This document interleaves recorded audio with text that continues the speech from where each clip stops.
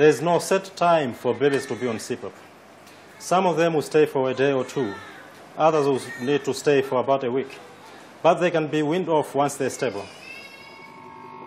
Weaning off CPAP will be a big change. So it is important this is done gradually. Babies will be ready to come off the machine if they are stable, with no signs of distress, and on the lowest settings for both pressure and oxygen. First of all, no baby should be taken off CPAP less than 24 hours after they started. Their respiratory rate must have been less than 60 breaths per minute for at least 6 hours. And they need to have had more than 90% saturation for 6 hours. They should not have had any significant signs of respiratory distress, such as grunting, recessions, nasal flaring, apnea or bradycardia for at least 6 hours. In addition, if a baby is receiving more oxygen and pressure than the minimal settings, then this needs to be reduced gradually before taking them off CPAP. First, reduce the pressure by 1 centimeter every 6 hours until 5 centimeters of water is reached. Once on 5 centimeters, leave for another 6 hours before doing anything else.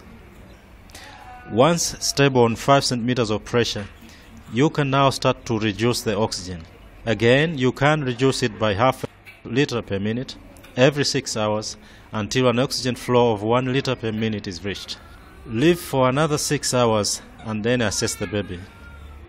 If they are still stable and meet the criteria for weaning them off CPAP, then they can now be taken off the machine. They should be given 2 liters per minute of oxygen after removal. When taking a baby off CPAP, first get the oxygen ready. Then take out the prongs and immediately replace them with the oxygen.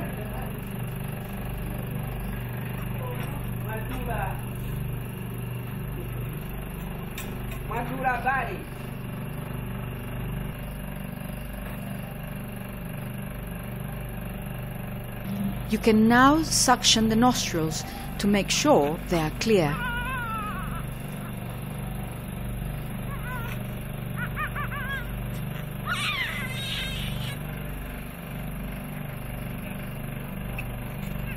Then the mouth. And finally, apply some saline drops. You should keep the pins and the bands in the CPAP cupboard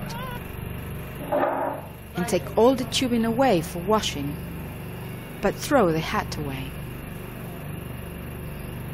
Of course, once the baby has been taken off the CPAP, they should be very closely monitored.